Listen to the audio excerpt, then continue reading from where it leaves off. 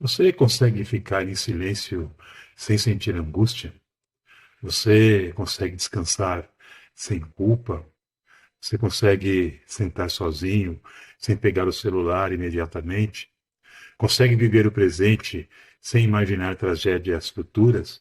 Ou sua mente vive permanentemente em alerta? Talvez nem você perceba mais. Talvez a ansiedade tenha se tornado tão normal que você começou a chamar sofrimento de personalidade. Ah, eu sou assim, eu penso demais, minha mente nunca para. Mas existe uma pergunta muito mais profunda. E se você não estiver vivendo, mas apenas sobrevivendo psicologicamente? Porque muitas pessoas não vivem em paz, vivem em estado de defesa, acordam cansadas, dormem tensas, pensam demais, antecipam tudo, sentem culpa ao descansar e carregam uma sensação permanente de ameaça, mesmo quando nada está acontecendo. E o mais assustador é isto: a sociedade começou a tratar a ansiedade como normalidade, como se viver exausto emocionalmente fosse apenas a vida adulta. Mas não é. O corpo humano, ele não foi feito para viver em guerra permanente. A mente humana, ela não foi feita para viver hiperalerta o tempo inteiro. E talvez você tenha esquecido como era existir sem medo constante. Porque a ansiedade, ela altera tudo. Ela altera o seu corpo, seu tempo interior, sua reação com o futuro, sua capacidade de sentir prazer, sua capacidade de descansar, sua relação consigo mesmo. E existe algo que quase ninguém fala. O verdadeiro prazer da cura da ansiedade não é a euforia, não é a felicidade explosiva, não é motivação permanente. O verdadeiro prazer da cura da ansiedade é um alívio silencioso. É quando o corpo finalmente relaxa. É quando o peito deixa de apertar. É quando a mente para de correr.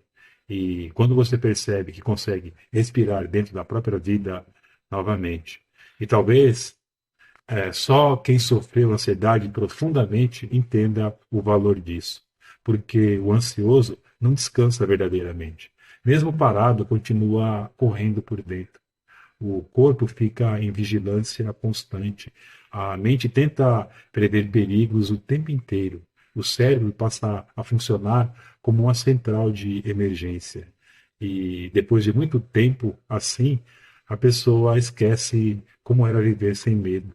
Ela começa a acreditar que aquilo que é sua identidade. Mas muitas vezes isso não é personalidade, é exaustão psíquica. A ansiedade, ela altera a percepção do tempo. Tudo vira urgência, responder rápido, resolver rápido, melhorar rápido, produzir rápido, dar conta de tudo. E quando a mente vive acelerada, a alma perde a profundidade. A pessoa já não habita o presente. Ela vive alguns minutos à frente da própria existência, sempre antecipando, sempre controlando, sempre tentando evitar um desastre imaginário. E isso destrói algo essencial, que é a presença. A ansiedade, ela rouba o agora. Mesmo nos momentos felizes, existe tensão. Mesmo no descanso, existe culpa. Mesmo no prazer, existe medo.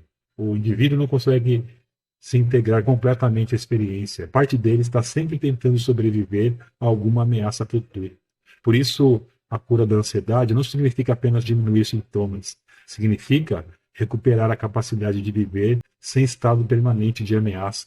E talvez isso seja uma das experiências mais profundas que um ser humano pode sentir. Porque existe um momento muito específico na recuperação emocional, em que a pessoa percebe que o corpo finalmente relaxou. E isso é impressionante. Os ombros descem, a respiração desacelera, a mandíbula relaxa, o coração deixa de correr contra o tempo. O corpo abandona o estado de guerra e só então a pessoa percebe o quanto estava cansada. Muitos ansiosos vivem anos sem perceber o nível de tensão que carregam diariamente. O sofrimento se torna tão habitual que vira normalidade. Freud dizia que o ego não é senhor em sua própria casa. Isso aparece claramente na ansiedade, porque a pessoa quer descansar, mas ela não consegue, quer dormir, mas a mente continua funcionando. Ela quer relaxar, mas existe algo dentro dela dizendo: você não pode baixar a guarda, como se relaxar fosse perigoso. E muitas vezes, para o inconsciente, realmente é. A ansiedade frequentemente nasce de histórias marcadas por insegurança emocional, ambientes imprevisíveis, cobrança excessiva, medo de errar, necessidade constante de aprovação, experiências de humilhação, abandonos emocionais, traumas silenciosos. O psiquismo aprende que viver em alerta é uma forma de proteção. Só que nenhum organismo suporta viver permanentemente em defesa. O corpo cobra, a mente cobra, e a vida perde sabor. Mas existe algo importante. Cura da ansiedade não significa ausência total de medo. Isso seria impossível. O medo faz parte da condição humana. O problema não é sentir medo. O problema é viver governado por ele. A cura acontece quando o medo deixa de comandar sua existência. Quando você já não precisa controlar tudo para se sentir seguro. Quando consegue atravessar a vida sem colapsar internamente. E isso produz uma sensação muito diferente da euforia. Produz serenidade. Uma serenidade quase física. Você percebe isso nas pequenas coisas.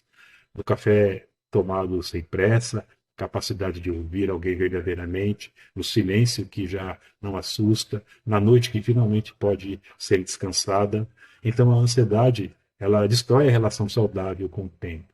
Tudo parece atrasado, tudo parece ameaçador, tudo parece insuficiente. Mas quando ocorre a cura, tudo é devolvido, até o tempo interior.